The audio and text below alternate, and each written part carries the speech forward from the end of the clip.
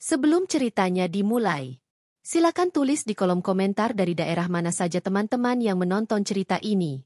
Dan jangan lupa like dan subscribe, agar channel Our Story bisa terus berkembang dan mempersembahkan cerita yang terbaik.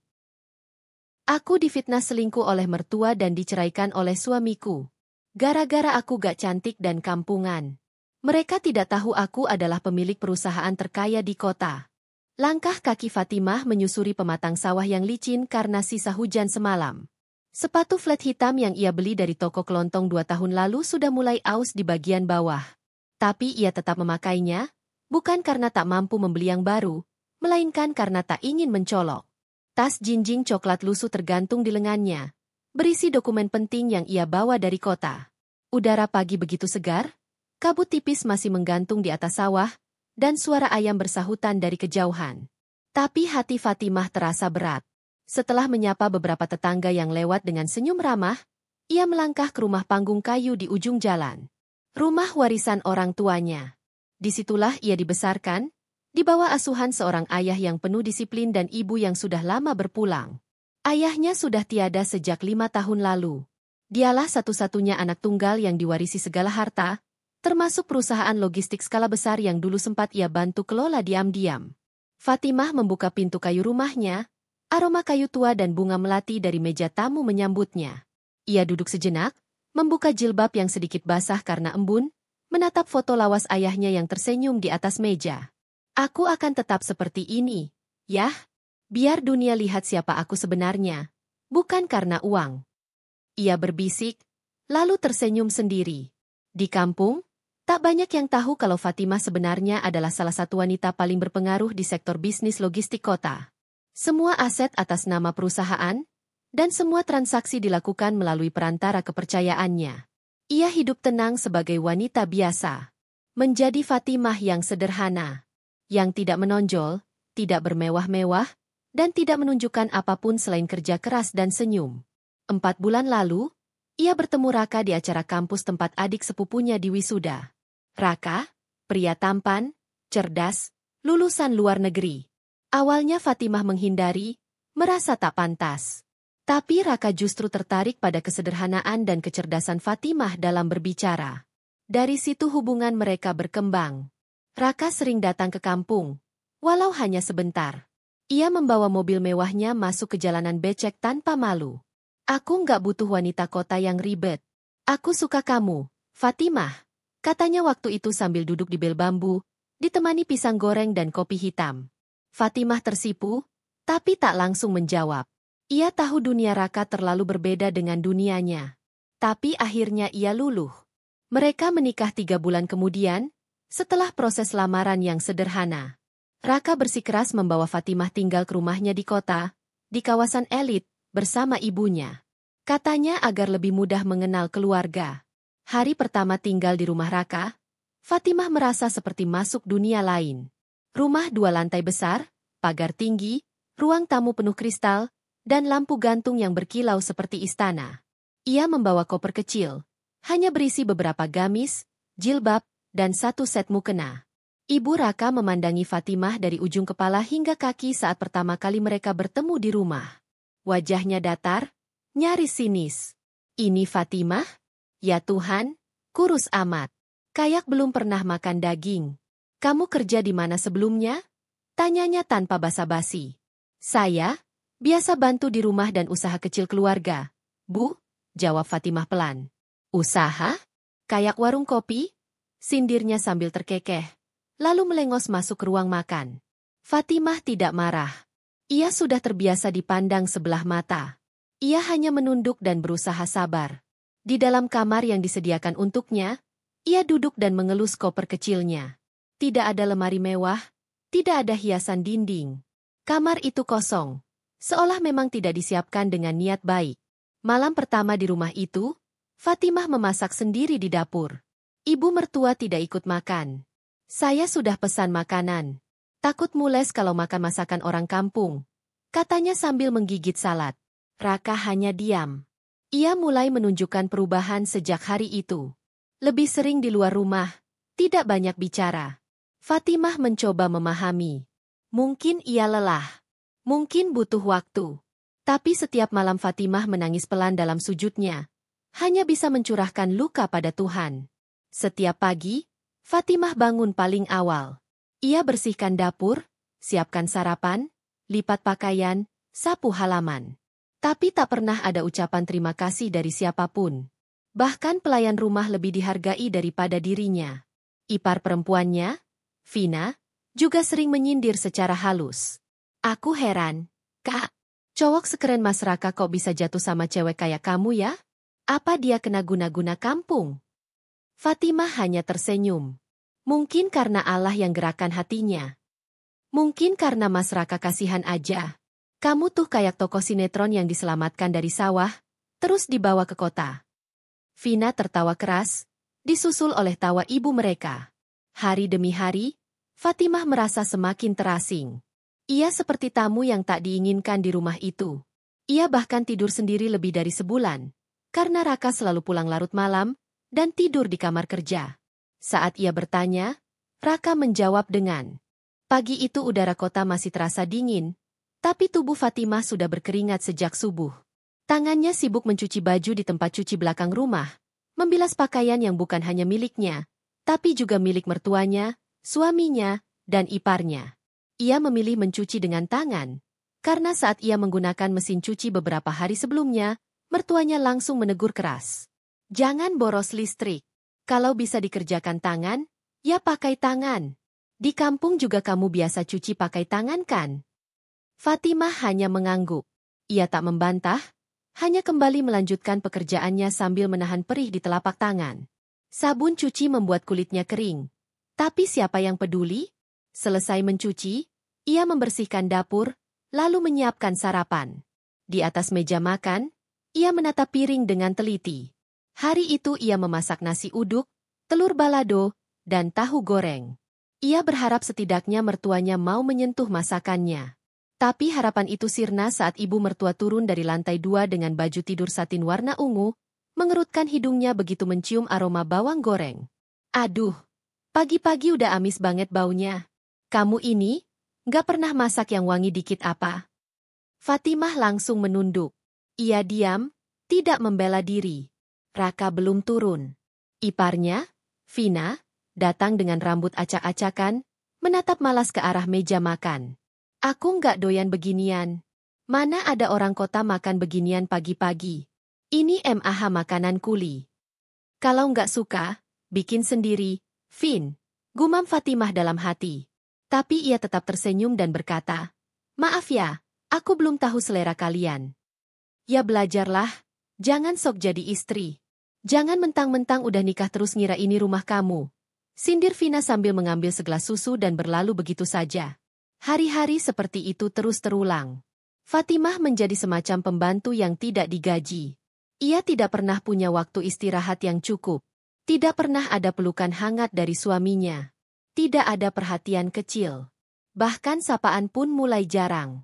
Pernah suatu malam, Fatimah memberanikan diri menyiapkan teh dan masuk ke ruang kerja Raka. Suaminya duduk di depan laptop, wajahnya letih. "Mas, ini teh hangat. Aku bikin buat Mas, biar nggak masuk angin," katanya pelan. Raka menoleh sekilas, lalu kembali ke layar. "Taruh aja di meja." Fatimah mematung sejenak. Lalu meletakkan teh itu dengan hati-hati dan berdiri. Tapi sebelum ia berbalik, Raka berkata dengan nada datar, "Jangan ganggu aku pas kerja, ya. Aku butuh ketenangan." Fatimah mengangguk cepat. "Iya, Mas. Maaf." Ia keluar dengan dada sesak. Air matanya jatuh tanpa bisa ditahan. Ia merasa tidak dianggap, tidak dihargai. Seperti tak terlihat. Yang lebih menyakitkan lagi adalah ketika suatu malam Raka pulang pukul 2 pagi. Dalam kondisi mabuk ringan. Fatimah terbangun dan buru-buru membuka pintu. Mas dari mana? Aku khawatir." "Ngapain kamu khawatir? Emang kamu siapa?" "Cuma perempuan kampungan yang untung bisa masuk rumah ini," kata Raka sambil menyentakkan tangan Fatimah. Fatimah terdiam. Jantungnya seakan diremas. Tapi ia tetap membukakan pintu, lalu membantu Raka masuk ke kamar. Ia melepas sepatu suaminya dengan sabar, membetulkan bantal, dan menyelimuti tubuh lelaki yang kini tertidur pulas dengan napas berat. Malam itu Fatimah tidak tidur. Ia duduk di pojok kamar, menghadap jendela, menatap lampu jalan yang berkedip-kedip dari kejauhan. Dalam doanya, ia berkata, "Ya Allah, kuatkan aku. Jangan biarkan aku membenci mereka, tapi beri aku jalan untuk bertahan." Suatu sore, Fatimah bertemu dengan ibu-ibu kompleks saat membuang sampah. Salah satunya, Bu Ningsih, tampak ragu saat menyapanya. "Ibu, istri Mas Raka ya?" Fatimah mengangguk sopan. "Iya, Bu. Maaf ya, saya kira pembantu. Soalnya tiap pagi saya lihat ibu nyapu, nyuci, buang sampah. Ibu kerja di sini." Fatimah hanya tersenyum kaku. "Iya, bisa dibilang kerja juga, Bu." Ia tak sanggup menjelaskan. Apa gunanya? Tak akan ada yang percaya bahwa ia sebenarnya jauh lebih mapan dari semua orang di komplek itu. Beberapa hari setelah itu, Fatimah mencoba membujuk Raka untuk mengajaknya ke acara keluarga besar. Ada reuni keluarga dari pihak ayah Raka, dan Fatimah merasa itu bisa jadi momen agar ia diterima lebih baik. "Mas, aku boleh ikut nggak ke acara reuni nanti?" Raka menoleh dengan alis terangkat. "Ikut? Kamu yakin?" "Iya, Mas. Biar aku bisa kenal juga dengan keluarga besar Mas," katanya dengan penuh harap. Raka tertawa sinis. "Kamu kira semua orang bisa aku ajak? Kamu pikir kamu pantas tampil di sana? Acara itu formal, TAM. Nggak kayak resepsi di kampung yang pakai tikar." Fatimah terdiam. "Aku nggak mau malu.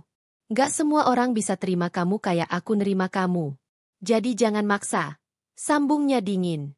Sejak hari itu, Fatimah benar-benar merasa sendirian. Tidak ada yang memihak. Tidak ada tempat mengadu.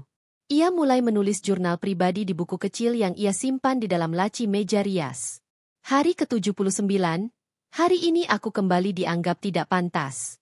Tapi aku percaya, Allah punya jalan sendiri untuk menempatkanku di tempat yang seharusnya. Aku hanya butuh bersabar. Tapi sampai kapan ya aku kuat? Malam-malam Fatimah semakin sunyi. Suaminya tidak lagi menyentuhnya, tidak bicara banyak, dan hanya bersikap formal. Mertuanya kerap datang ke kamarnya dan menggeledah lemari. "Kamu bawa apa aja sih dari kampung? Ini gamis semua? Nggak ada yang modern? Aku bisa pinjemin kamu baju kantor kalau kamu niat kerja dan nggak cuma jadi penunggu rumah." Fatimah mencoba menjawab pelan, "Saya memang nggak kerja kantoran, Bu. Tapi saya ada kegiatan lain." "Kegiatan apa? Ngepel? Nyapu? Kalau kamu mau hidup di kota, ubah gaya kamu. Jangan pakai jilbab ketat melulu. Penampilan kamu tuh ketinggalan zaman." Fatimah hanya tersenyum. Batin dan tubuhnya lelah. Tapi ia tahu, ini belum apa-apa. Ia tidak boleh menyerah. Tidak boleh. Sampai suatu hari, ia menerima telepon dari sekretaris perusahaannya, Bu Santi. "Bu Fatimah, saya hanya ingin laporan bulanan seperti biasa. Semua stabil, perusahaan terus tumbuh. Tapi, Ibu nggak ingin kembali ke kantor?" Fatimah menghela napas pelan. "Belum, Santi. Aku masih ingin jalani hidup ini seperti biasa. Tapi tetap jaga kerahasiaan aku, ya? Selalu, Bu. Tak ada satupun yang tahu identitas asli Ibu." Fatimah menutup telepon dengan senyum tipis. Di tengah kehancuran, hanya itu kekuatan kecilnya. Sebuah rahasia besar yang ia simpan rapi. Satu saat nanti, dunia akan melihat siapa dirinya sebenarnya. Tapi tidak sekarang. Belum saatnya. Hari Minggu itu, Fatimah bangun lebih awal dari biasanya. Ia berdiri di depan cermin, menyisir rambutnya pelan, lalu mengenakan gamis biru langit yang bersih dan disetrika rapi. Ia memadukannya dengan jilbab segi 4 berwarna putih tulang, sederhana tapi bersih dan serasi. Pagi itu, ada rasa harap yang begitu besar di hatinya. Ia ingin sekali menunjukkan bahwa dirinya bisa tampil layak, meski tidak seperti perempuan kota yang penuh make-up dan parfum mahal. Hari itu adalah hari yang dinanti-nanti oleh keluarga besar Raka. Sebuah acara ulang tahun perusahaan tempat Raka bekerja, sekaligus jamuan makan bersama para petinggi, kolega, dan pasangan masing-masing. Raka sudah berbicara tentang acara ini sejak 2 minggu sebelumnya. Fatimah berharap, Walau kecil sekali harapannya, Raka akan mengajaknya. Pagi itu ia memberanikan diri masuk ke kamar Raka, mengetuk pintu perlahan. Mas, aku sudah siap.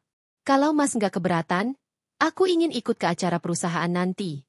Aku juga ingin mengenal dunia Mas lebih dekat, ucap Fatimah dengan suara selembut mungkin.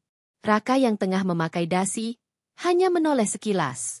Tatapannya kosong. Lalu tertawa pelan. Bukan tertawa senang, tapi semacam ejekan yang menyayat. Kamu mau ikut? Katanya sambil membalikkan badan sepenuhnya, memandang Fatimah dari atas ke bawah. Iya, Mas. Kalau boleh. Fatimah, kamu ngaca dulu deh. Ini bukan acara selametan di musola kampung kamu. Ini pesta resmi. Ada banyak kolega, bos, bahkan tamu dari luar negeri. Kamu pikir kamu bisa masuk ke ruangan itu dengan baju kayak gitu? Fatimah terdiam. Pipinya merona karena malu, meski ia tak tahu kenapa harus malu. Ia sudah berpakaian sebaik yang ia bisa. Bersih, sopan, dan anggun menurutnya. Aku bisa pakai baju lain kalau Mas mau bantu pilihkan. Raka mendecak pelan. Masalahnya bukan bajumu, Fatimah. Kamu itu bukan tipe perempuan yang cocok ada di sisiku di depan semua orang. Aku capek jelasin ke orang soal kamu. Mereka pasti nanya, itu istrimu? Kok kayak pembantu? Aku nggak sanggup menanggung malu. Kata-kata itu seperti tombak, menancap tajam ke dada Fatimah. Fatimah menunduk dalam. Matanya mulai memanas, tapi ia tahan. Ia tidak ingin menangis di depan suaminya.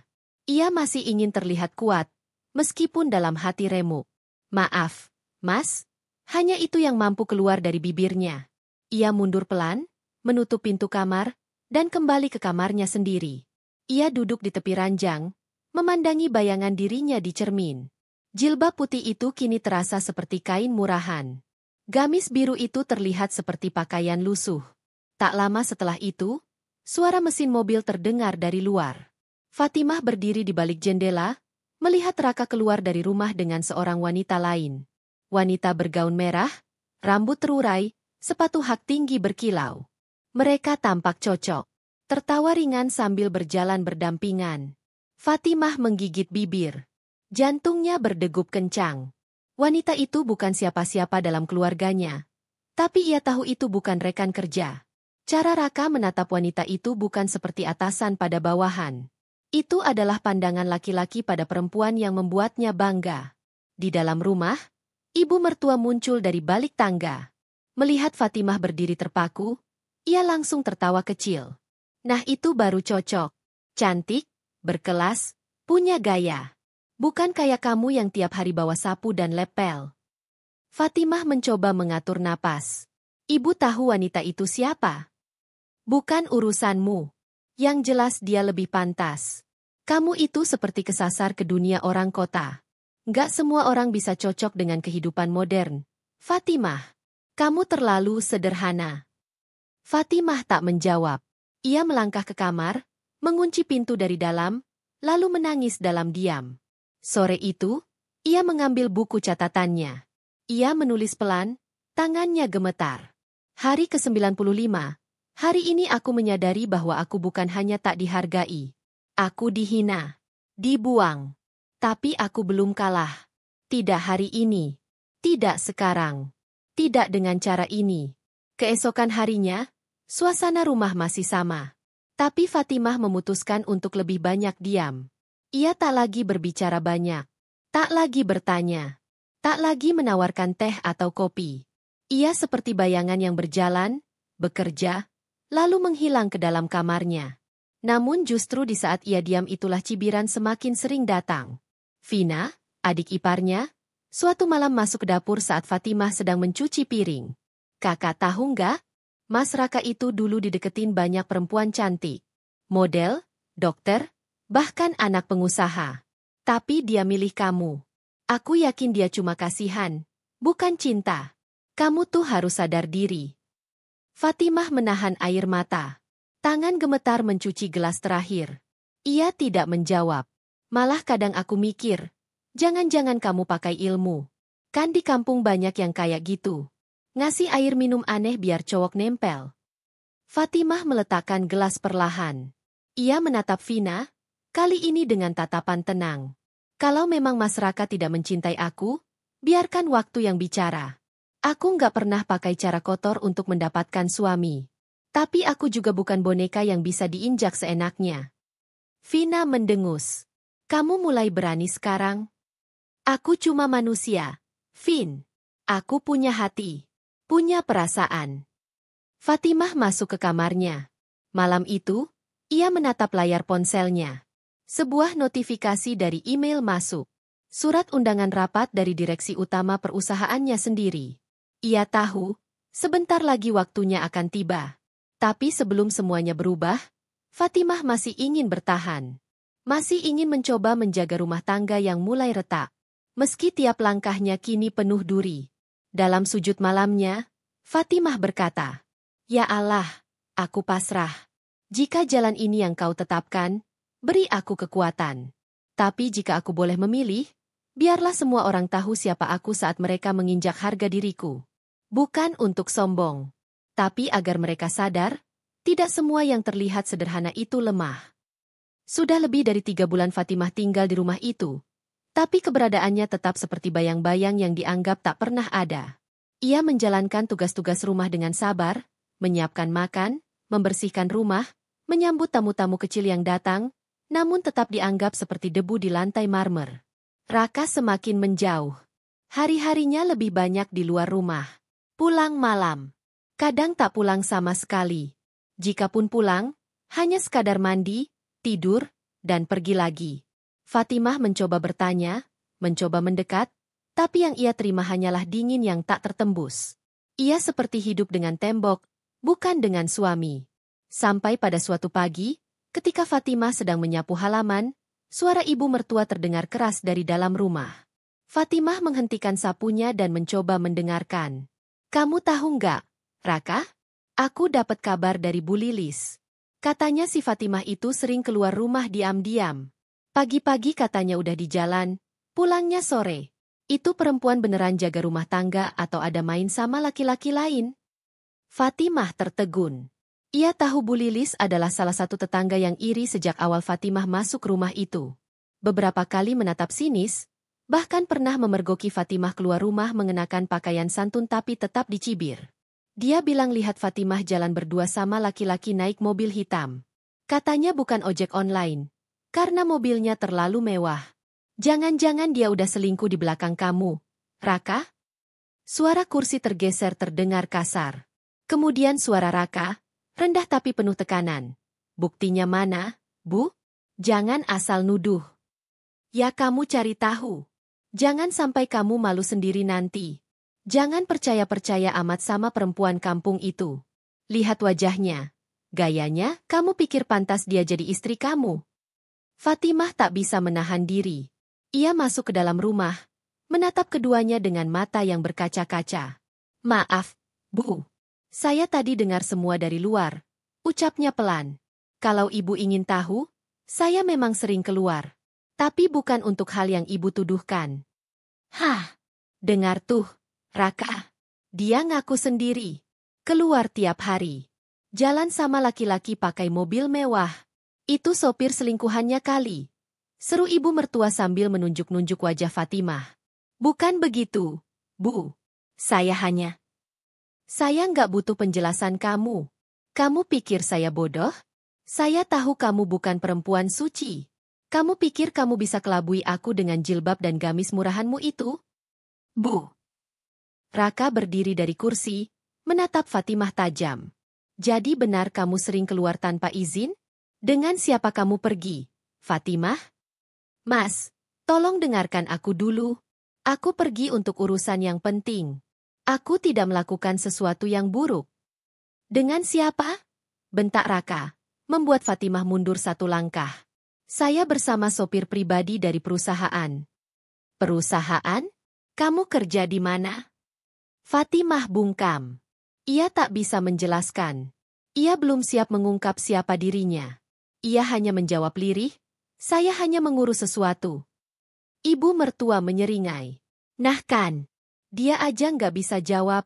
Itu tandanya dia nutup-nutupin sesuatu." Kamu harus cari tahu, Raka. Atau kamu yang nanti ditertawakan satu keluarga besar karena punya istri pengkhianat. Fatimah menggeleng. Saya tidak pernah selingkuh, Mas. Demi Allah. Aku capek dengar nama Allah dari mulut kamu. Kamu bilang suci. Tapi setiap hari kamu keluar dengan sopir laki-laki. Kamu pikir aku sebodoh itu?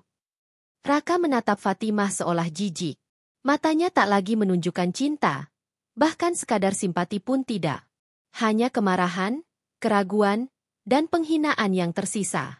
Hari itu, Fatimah dikurung di dalam kamar. Semua fasilitas rumah ditarik. Ia bahkan tak diperbolehkan keluar untuk makan bersama. Mertua dan ipar memutuskan semua jalur komunikasi. Ponselnya disita dengan alasan ingin memeriksa jejak selingkuh. Sore harinya, Fatimah duduk di ujung ranjang, menatap jendela kecil yang menampakkan langit senja. Perutnya kosong, tubuhnya lemas.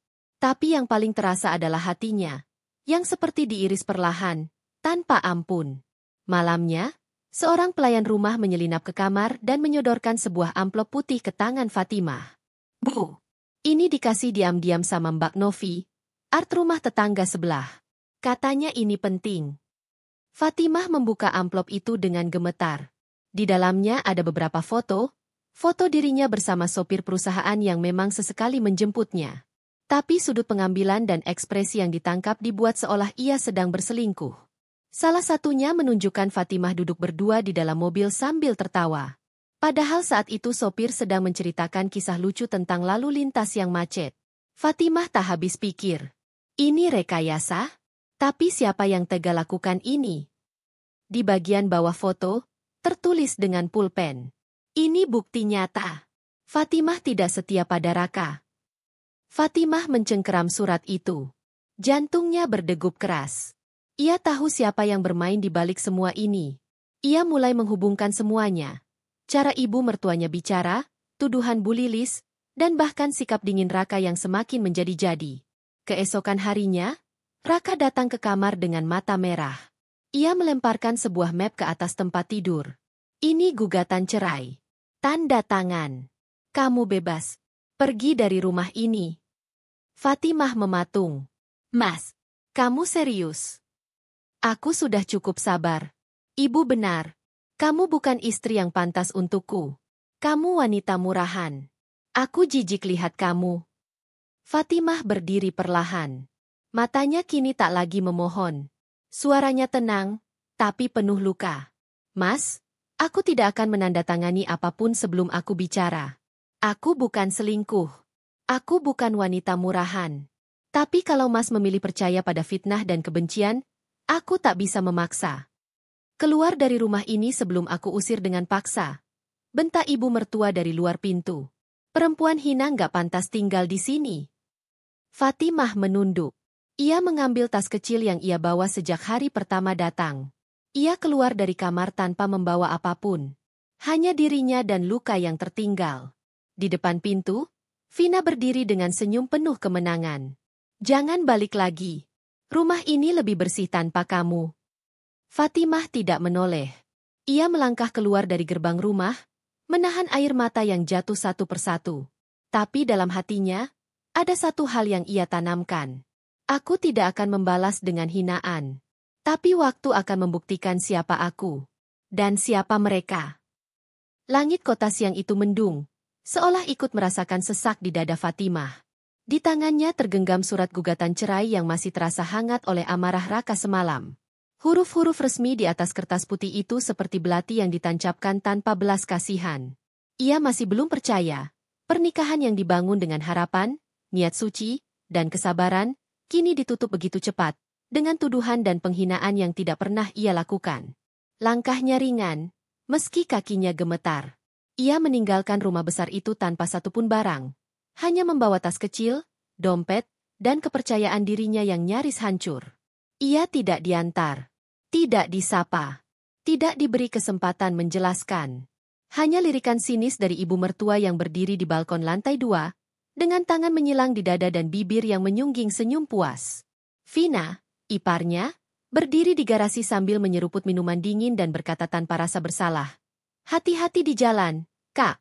Jangan sampai yang jemput, kamu nanti laki-laki lainnya, kayak biasanya. Fatimah menoleh sekilas. Ia tidak menjawab. Ia hanya tersenyum tipis. Senyum getir yang menyimpan luka terlalu dalam untuk dibahas dengan kata. Hari-hari setelah pengusiran itu menjadi titik terendah dalam hidup Fatimah. Ia menyewa sebuah kamar kecil di sebuah rumah kos sederhana di pinggir kota. Tidak mewah, bahkan jauh dari nyaman, tapi cukup tenang untuk ia bisa bernapas tanpa dihina, tanpa dimata-matai, tanpa difitnah. Ia tak memberitahu siapapun. Tidak kepada manajer perusahaannya, tidak kepada rekan bisnisnya. Bahkan asistennya, Bu Santi, tidak tahu bahwa bos besar mereka kini tinggal di kamar berukuran 3x3 meter. Tidur di atas kasur tipis dengan kipas angin yang berdecit pelan setiap malam. Setiap pagi, ia bangun seperti biasa. Mandi, sholat, dan duduk di depan laptop.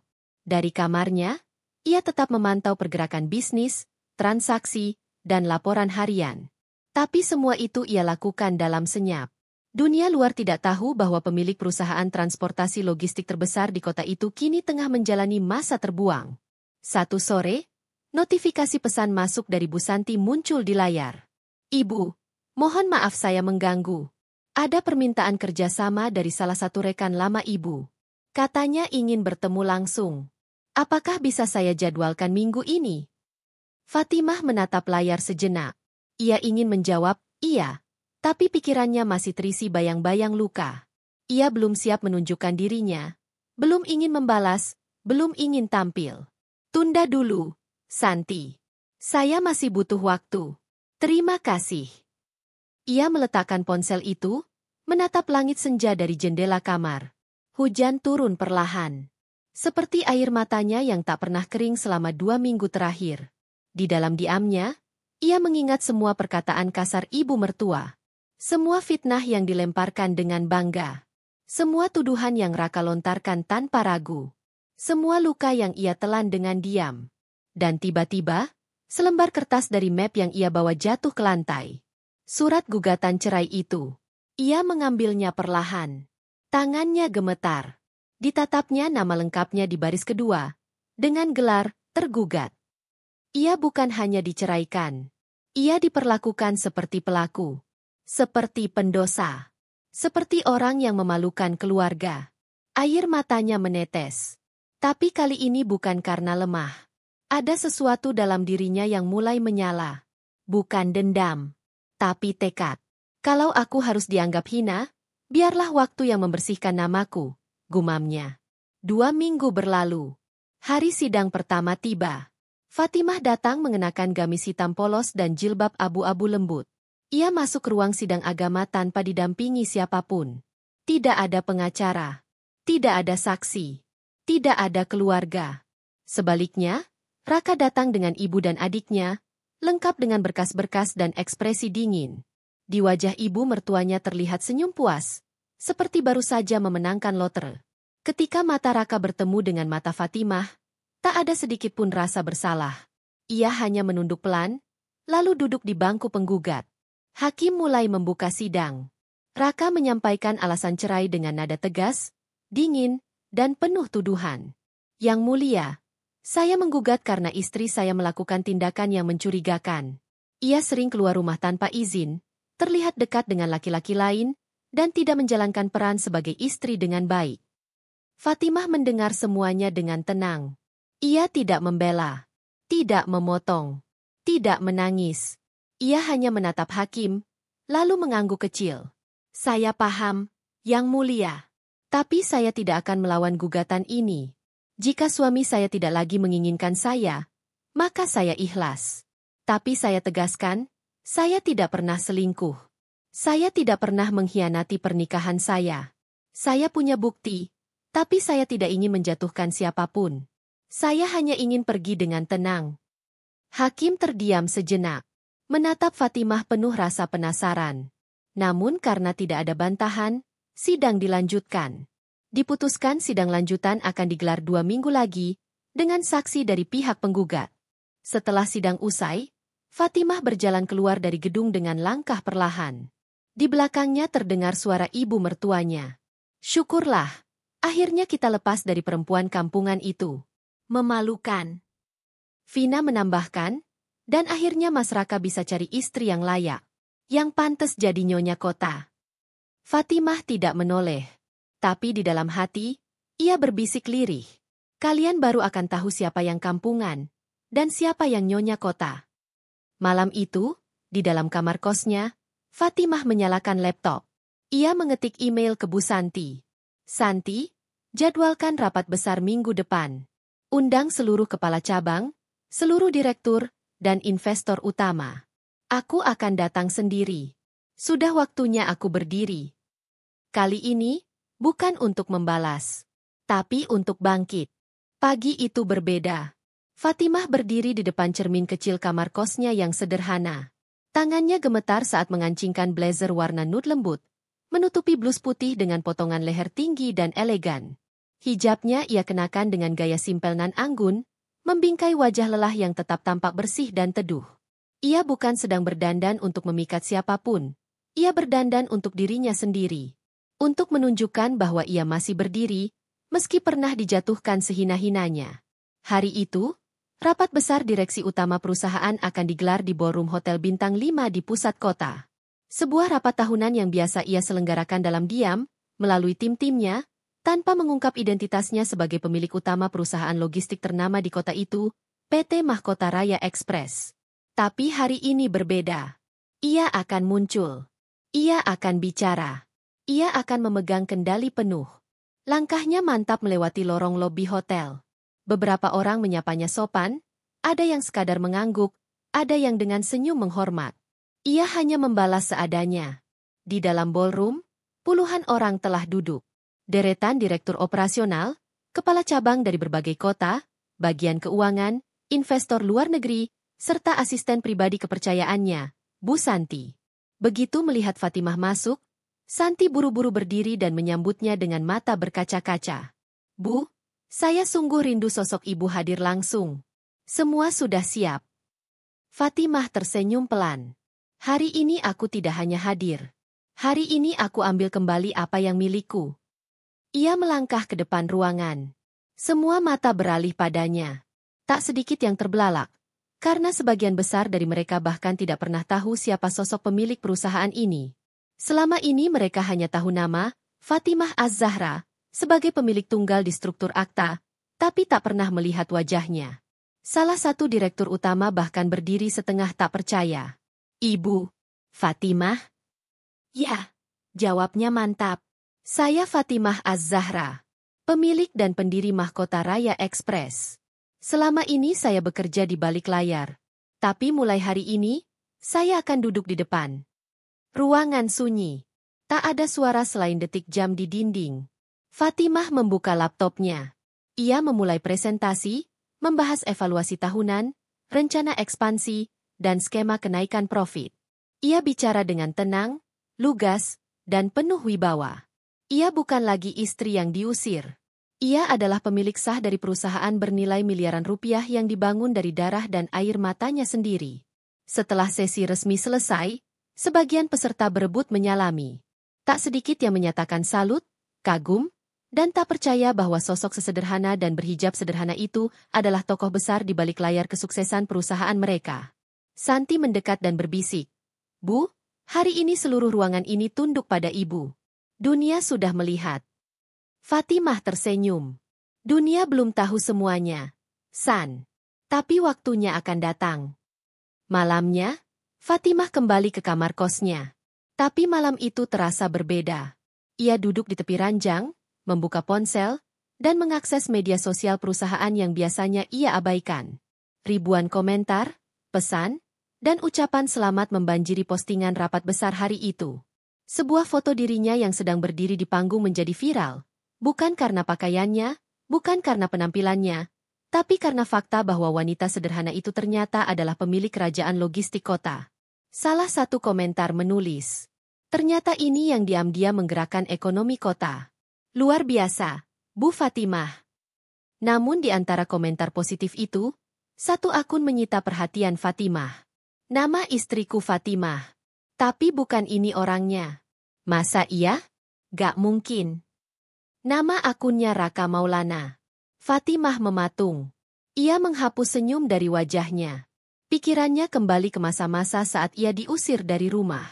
Saat Raka memaksanya menandatangani gugatan tanpa ampun. Saat ibu mertua meludahkannya dengan hinaan. Ia ingin marah. Tapi ia tahu, luka tak butuh balas dendam. Luka hanya butuh pembuktian. Keesokan harinya, telepon Fatimah berdering. Nomor tak dikenal. Ia hampir tak menjawab, tapi rasa penasaran mengalahkan logikanya. Assalamualaikum. Ini Fatimah. Ia mengenali suara itu. Getaran nadanya. Nafasnya yang gugup. Itu suara Raka. Waalaikumsalam. Jawab Fatimah tenang. Fatimah, aku lihat postingan kemarin. Kamu, benar-benar, pemilik perusahaan itu. Fatimah menarik napas dalam. Baru tahu sekarang. Raka terdiam di ujung telepon. Aku nggak percaya. Kamu, kenapa nggak pernah bilang? Karena aku nggak pernah merasa perlu membanggakan kekayaan di hadapan suami yang tidak pernah menghargai istrinya sebagai manusia. Fatimah, aku. Raka, potongnya cepat. Dulu kamu usir aku tanpa dengar penjelasan. Kamu biarkan ibumu dan adikmu meludahi harga diriku. Kamu memilih percaya pada fitnah daripada mempercayai istrimu sendiri. Aku menyesal. Aku bodoh. Aku salah nilai kamu. Aku buta. Fatimah menatap langit-langit kamar. Tapi kamu tidak tuli, Raka. Kamu dengar aku menangis. Kamu dengar aku memohon. Tapi kamu tetap mengusir aku. Maafkan aku. Aku ingin bicara langsung. Tolong kita ketemu, hanya sekali saja. Fatimah terdiam cukup lama. Lalu ia menjawab, kita akan bertemu. Tapi bukan sebagai suami istri. Di luar kamar, suara azan maghrib berkumandang. Fatimah menutup telepon, lalu berdiri. Ia merapikan sajadah, bersiap untuk sujud. Sujud syukur. Bukan karena ia kaya. Bukan karena ia akhirnya dihormati. Tapi karena Allah menepati janjinya. Barang siapa yang bersabar dan bertawakal, maka Allah akan menggantikan luka dengan kemuliaan. Hari Sabtu pagi. Langit kota bersih, udara segar, dan suasana di sekitar Hotel Bintang 5 tempat acara amal digelar terasa semarak. Di lobi utama, karpet merah dibentangkan. Para undangan berpakaian rapi dan elegan, para jurnalis berkumpul di sisi pintu, menanti tamu-tamu penting. Fatimah melangkah masuk dengan langkah tenang. Ia mengenakan gaun panjang warna ivory yang elegan namun sederhana, tanpa perhiasan mencolok, hanya keanggunan yang memancar dari wibawanya. Di sebelahnya, Santi berjalan sambil membawa dokumen acara. Bu, semua sudah siap. Acara akan dimulai sebentar lagi. Pihak sponsor dan media sudah hadir. Fatimah hanya mengangguk ringan. Tapi dalam hatinya, ia tahu hari ini akan menjadi hari yang berbeda. Hari ini ia tidak hanya berdiri sebagai pemilik mahkota Raya Express. Ia juga menjadi pembicara utama dalam kegiatan amal yang akan disiarkan secara luas. Dan tanpa sepengetahuannya, seseorang juga hadir hari itu. Di salah satu sudut ballroom, Raka duduk dengan gelisah. Ia mengenakan setelan jas hitam yang biasanya ia pakai untuk pertemuan bisnis, tapi wajahnya tidak menunjukkan percaya diri. Matanya sibuk menyapu seluruh ruangan, mencari sosok yang menghantui pikirannya selama berminggu-minggu, Fatimah. Ia masih tak percaya bahwa mantan istrinya, yang dulu ia hina sebagai perempuan kampungan, ternyata adalah wanita yang sedang dielu-elukan seisi ruangan. Sosok yang menjadi pusat perhatian. Wanita yang namanya tertulis besar-besar di layar LED panggung. Keynote speech oleh Ibu Fatimah Az-Zahra, pemilik mahkota Raya Express, tokoh filantropi muda 2025. Raka meneguk air mineralnya. Ia masih ingat jelas bagaimana dirinya mengusir Fatimah tanpa mendengarkan penjelasan apapun. Ia masih ingat surat cerai yang ia lempar ke wajahnya. Ia masih ingat cibiran ibunya dan adiknya yang ia diamkan begitu saja. Dan kini, wanita itu berdiri di atas panggung, dengan kepala tegak dan suara tenang. Assalamualaikum warahmatullahi wabarakatuh. Suara Fatimah menggema, membuat seisi ruangan hening. Pertama-tama, saya mengucapkan terima kasih atas kesempatan yang luar biasa ini. Saya berdiri di sini bukan hanya sebagai pemilik perusahaan, tapi sebagai seorang perempuan yang pernah terjatuh, sangat dalam. Pernah dipukul oleh fitnah, disingkirkan karena dianggap tak pantas, dan ditinggalkan oleh orang yang seharusnya melindungi. Raka menunduk. Ia tahu kalimat itu bukan sekadar retorika. Itu adalah bagian dari hidupnya. Namun Allah Maha Adil. Bukan dunia yang mengangkat saya kembali, tapi ketulusan. Saya tidak perlu membalas dengan amarah. Saya hanya perlu membuktikan bahwa perempuan sederhana seperti saya punya harga diri. Hadirin mulai bertepuk tangan. Fatimah melanjutkan, saya dedikasikan acara amal ini untuk perempuan-perempuan yang pernah dikucilkan, dianggap tidak layak, dan dicap rendah karena penampilan luar mereka. Karena saya percaya, kemuliaan tidak terletak di kulit luar, tapi di hati yang bersih dan jiwa yang kuat. Tepuk tangan membahana. Sorotan kamera mengarah ke Fatimah. Di bangku belakang, Raka tak bisa menahan air matanya. Ia menyeka wajahnya perlahan. Penyesalan yang menyesak. Acara selesai. Fatimah berjalan keluar dari ballroom, dikawal asisten dan beberapa panitia. Tapi saat sampai di area parkir, langkahnya terhenti. Di sana berdiri Raka, menunggu. Matanya merah, napasnya berat. Fatimah, suaranya serak. Aku mohon, beri aku waktu bicara. Fatimah memandangnya datar, lalu melambaikan tangan pada Santi untuk memberinya ruang. Raka maju setengah langkah. Aku nggak tahu harus mulai dari mana. Aku salah. Aku buta. Aku dikuasai egoku. Aku percaya pada fitnah. Aku buang kamu tanpa pernah benar-benar mengenal siapa kamu. Fatimah hanya diam. Aku dengar semua kata-katamu di atas panggung. Aku ingin minta maaf. Bukan cuma karena kamu kaya, tapi karena kamu ternyata jauh lebih berharga dari yang pernah aku bayangkan. Aku bukan lebih berharga karena kaya, Raka, jawab Fatimah akhirnya, lirih namun tajam. Aku berharga karena aku tidak pernah merendahkanmu meski kau membuangku seperti sampah. Fatimah, beri aku kesempatan kedua. Fatimah menatap matanya. Sekilas ada luka lama yang ingin pecah, tapi ia menahan. Kesempatan itu dulu pernah kamu punya. Tapi kamu menukarnya dengan kebencian ibumu, dengan fitnah yang kamu telan mentah. Kamu tidak layak meminta kembali sesuatu yang pernah kamu injak. Tapi aku berubah. Orang yang sungguh berubah tidak datang meminta kembali cinta yang sudah ia buang. Ia cukup menunduk dan minta maaf. Bukan untuk diterima, tapi untuk sadar bahwa ia kehilangan. Raka terdiam. Matanya merah. Napasnya tak beraturan. Fatimah menoleh sekali lagi sebelum masuk ke mobil mewahnya. Jaga dirimu, Raka. Semoga kamu bisa mencintai perempuan berikutnya. Bukan karena wajah dan gaya, tapi karena hati. Mobil Fatimah melaju pelan. Di kaca jendela, siluet wajahnya terlihat tegar. Sedang Raka berdiri diam, menatap mobil itu menjauh. Tangannya mengepal. Wajahnya basah. Karena ia tahu. Penyesalan itu nyata. Tapi datangnya sudah terlalu terlambat. Hujan turun deras sore itu. Jalanan kota dipenuhi mobil-mobil yang bergerak lambat.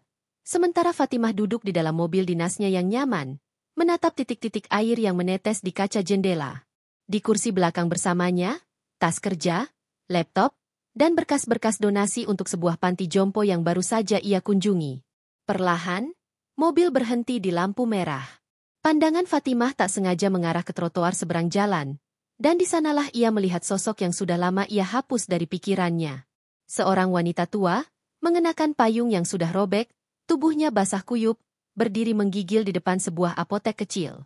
Tatapannya kosong, dan tangan kirinya memegangi tas plastik berisi obat. Fatimah mengenal sosok itu. Bu Rina, ibu mertua yang dulu mengusirnya. Seketika, dunia di sekeliling Fatimah seperti membeku. Waktu seolah mundur, membawanya kembali ke saat-saat ketika wanita itu menudingnya selingkuh, memfitnahnya di depan Raka, memaksanya keluar dari rumah seperti sampah. Berhenti di sana, ucap Fatimah tiba-tiba pada sopirnya. Saya mau turun. Sopir terkejut, tapi mengikuti instruksi. Fatimah keluar dari mobil dengan payung besar yang ia buka cepat-cepat, melangkah hati-hati melewati genangan air dan mendekati Bu Rina. Ibu. Wanita tua itu mendongak. Matanya melebar, kaget, tidak percaya. Bibirnya bergetar. Fatimah? Fatimah mengangguk pelan. Ia segera mendekap tubuh renta itu, melindunginya dengan payung besar. Bu, ayo ikut saya.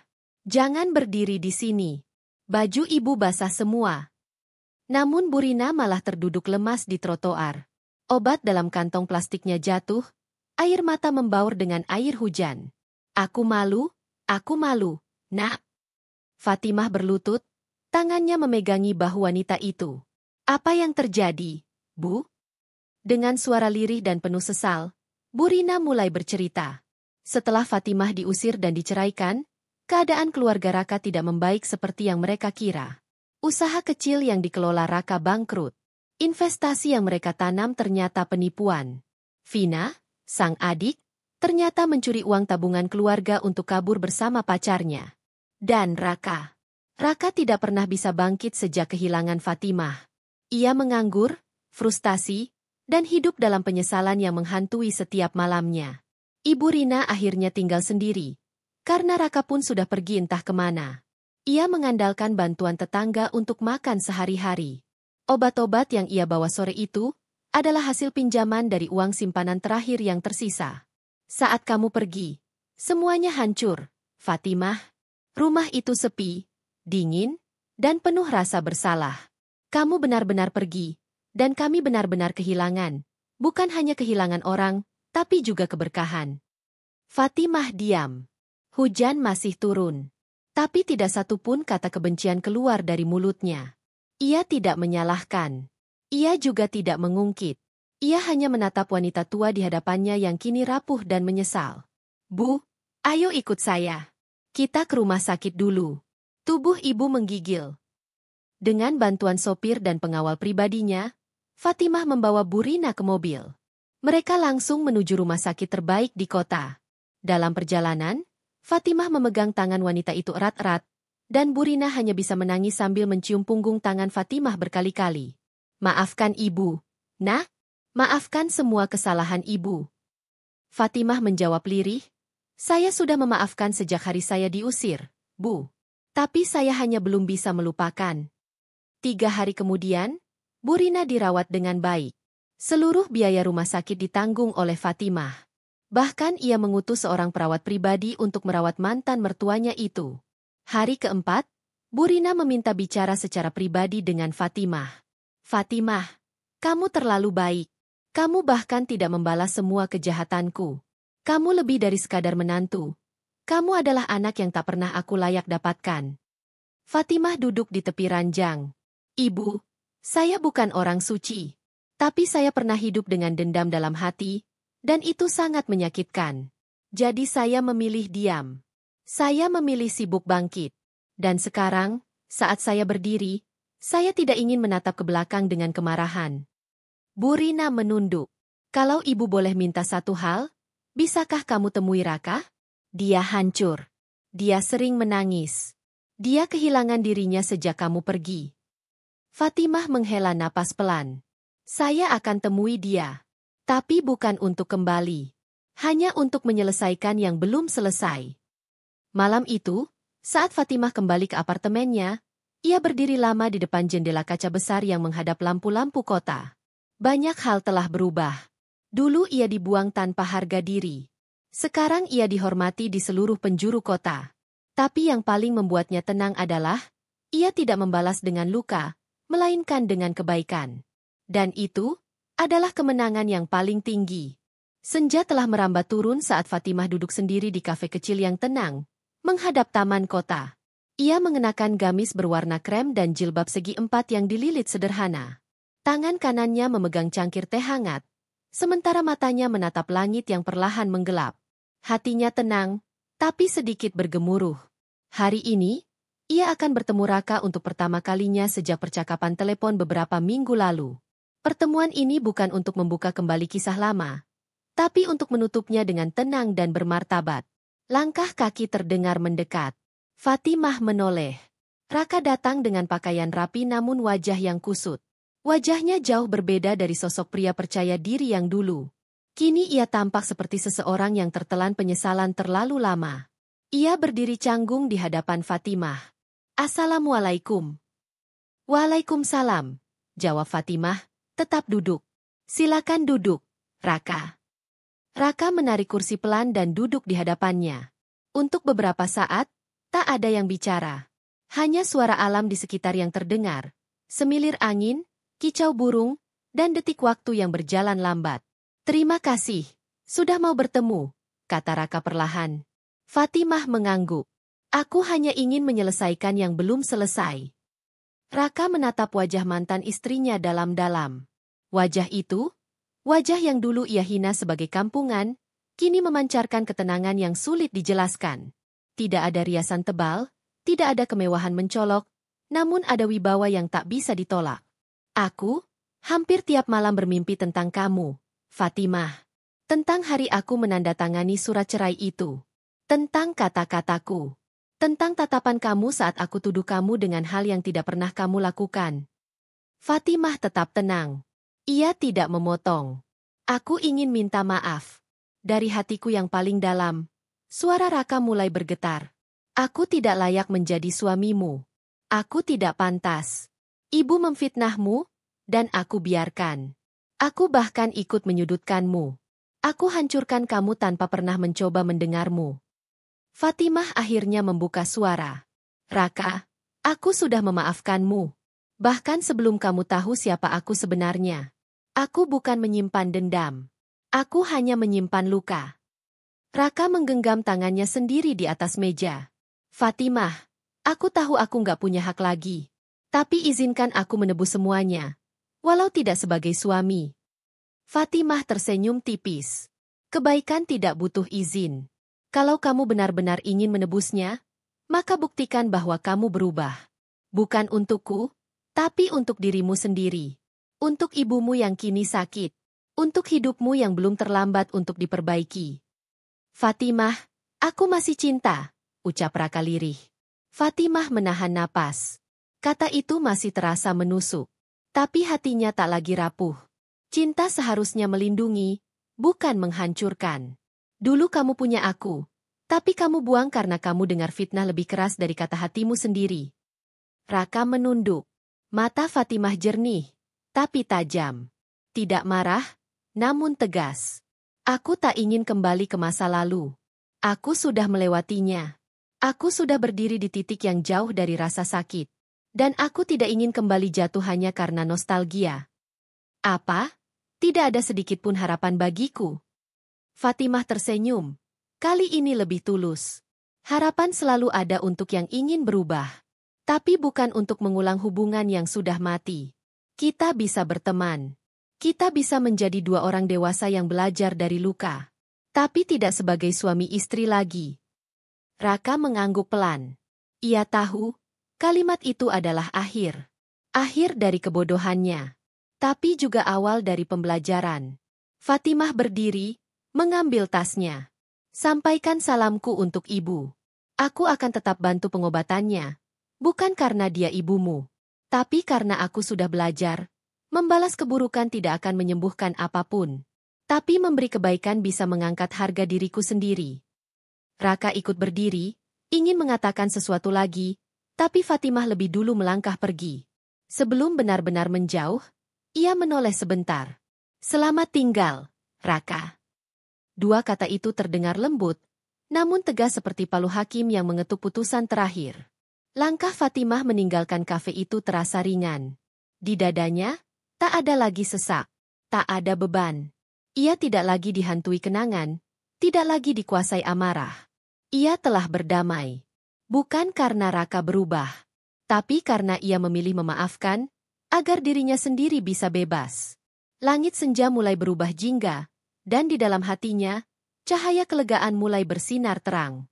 Sudah 2 tahun berlalu sejak hari Fatimah diusir dari rumah yang pernah ia isi dengan cinta dan ketulusan. 2 tahun sejak dunia seolah menolaknya, menelanjangi harga dirinya, lalu membuangnya tanpa ampun. Tapi 2 tahun pula ia tumbuh, bukan hanya menjadi wanita yang kuat, tapi juga menjadi simbol keteguhan hati bagi banyak orang. Pagi itu, Fatimah berdiri di lantai tertinggi gedung baru Mahkota Raya Tower. Dari jendela kaca yang membentang luas, ia memandangi hamparan kota yang dahulu seolah memojokkannya, kini bersimpuh di bawah keberhasilannya. Ia memegang secangkir kopi hitam, mengenakan setelan blazer lembut berwarna krem dan rok panjang senada. Rambutnya tetap tertutup rapat oleh hijab yang sederhana namun elegan. Di matanya tidak ada lagi luka, yang ada hanya ketenangan dan kewibawaan. "Bu Fatimah," panggil Bu Santi sambil membawa tablet dan berkas laporan. Semua tim siap di ruang konferensi. Investor baru dari Singapura sudah duduk di dalam. Fatimah tersenyum. "Baik, aku akan segera menyusul." Ia melangkah dengan tenang, tubuhnya tegak dan mantap. Seluruh staf yang berpapasan dengannya menunduk hormat, menyapanya dengan penuh kagum.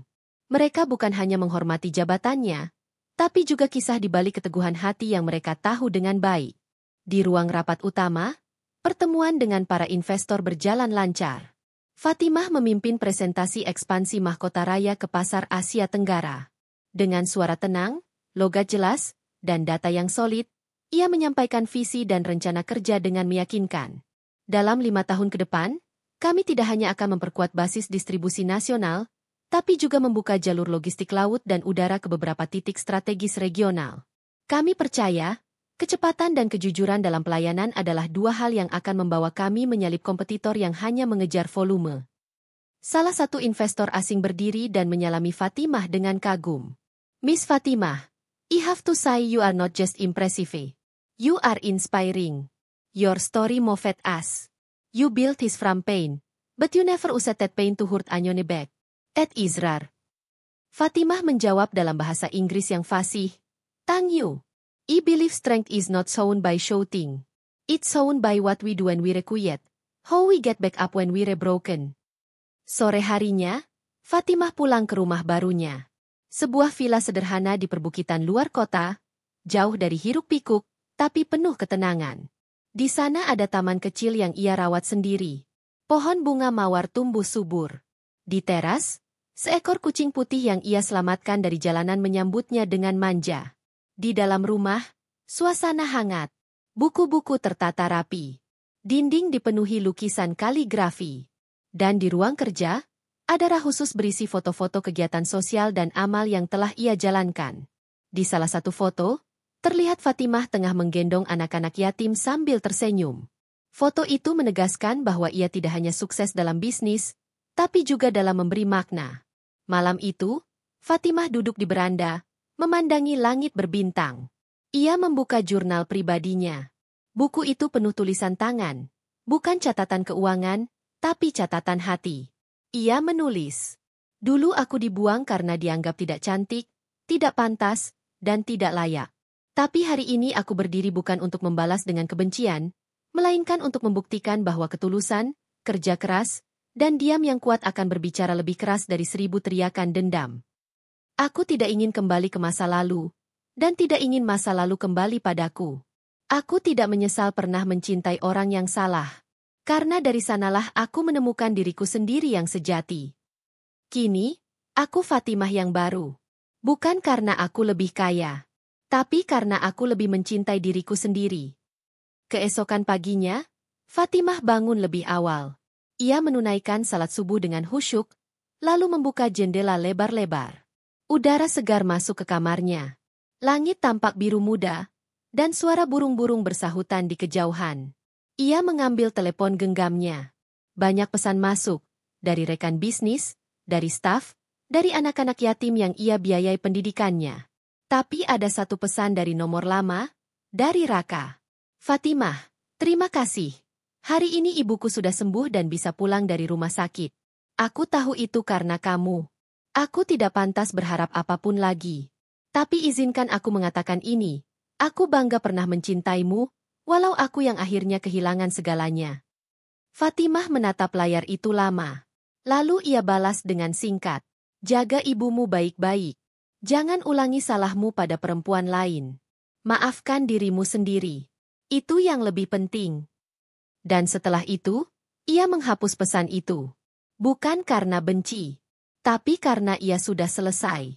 Fatimah melangkah keluar rumah, mengenakan sepatu flat kesayangannya. Hari itu, ia akan menghadiri peresmian rumah belajar gratis untuk anak-anak miskin yang dibangunnya dari keuntungan perusahaan tahun lalu.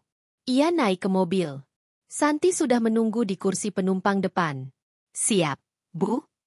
Fatimah tersenyum. Selalu. Mobil pun melaju, membawa Fatimah menuju panggung barunya. Bukan panggung untuk dibanggakan, tapi panggung untuk membuktikan bahwa perempuan yang dulu dicaci, kini berdiri anggun bukan karena dendam, melainkan karena ia memilih untuk bangkit dan memaafkan. Karena dunia bisa meremehkanmu, tapi kalau kamu tidak menyerah, dunia akan tunduk padamu. Dan Fatimah adalah bukti nyata dari itu semua. Selesai.